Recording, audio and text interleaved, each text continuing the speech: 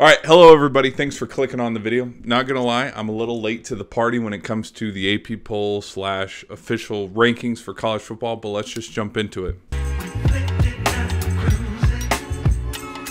So the AP poll, but also the one that's floating around, that's right next to it, that was also released by ESPN. Most of them are the same picks. Like, they both got Clemson at 25. They both got Colorado at 22. The difference is like how far they dropped LSU and how much they, raised Florida State up, whether they're at 4 or they're at 2.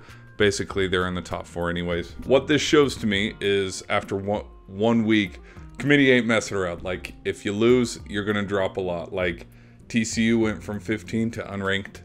Clemson dropped 16 spots from 8 to 25, barely hanging on. LSU went from 5 to like that 15, 16, 17 range. And then Duke, that was unranked, jumped all the way up. And my biggest takeaways from the teams that did move is, like, is the hype with Florida State real? If you look at it personally, like, I don't know. There's been a lot of talk where Travis is already in a Heisman, watch list, but then also like, okay, this Florida team, they're going to take the ACC, when it's like, you know what? I've been there before when, there was a lot of hype behind Florida back in 2017 and 2016, with Blackman and Francois, and neither of those teams were able to capitalize, in Jimbo Fisher's last years. I'm pumping the brakes just a little bit. That's not to say that they're not a good team, because holy cow, they put on a show against LSU. But what I'm waiting for, and I sound like a broken record when I say it, is how are they going to fare up against Clemson? Looking ahead in their schedule, the 4 games they got Southern Miss, that's going to be a win. They got Boston College, that's going to be a win. Even though it's on the road, this isn't going to be a sneaky trap game. It's going to be a win. They're going to go into Death Valley at 4-0. Clemson's going to clean some things up, and they're going to be 3-1. And these teams are both going to be top 15 teams. Like Clemson, after they win 3 in a row, they're going to go from 25 to about 15, 16 range.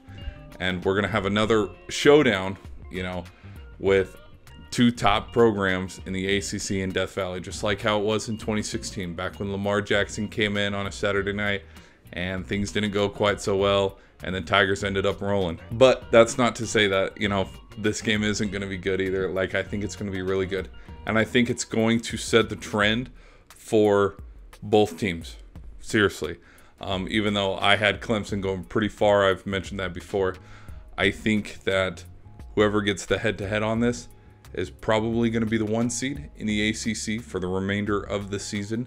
And depending on how well the team that loses performs for the rest of the year, I mean, because they could drop another trap game sometime in the middle of October or an early one in November. I wouldn't be surprised if these 2 teams, now sitting at it, even though I didn't predict it, I wouldn't be surprised if these 2 teams met up again first weekend of December. That's enough out of Florida State. I think they've put a lot of people on notice, just like how Colorado has. 22, I mean, it's pretty reasonable. Plus, this is all overreaction of just 1 game. Like, we've only played 1 week. We can't just hand out awards and national championships right now, because if that was the case, then we'd be having a Duke versus Colorado, national championship or something, and it's like, give the people what they want or something. For right now, standings look good.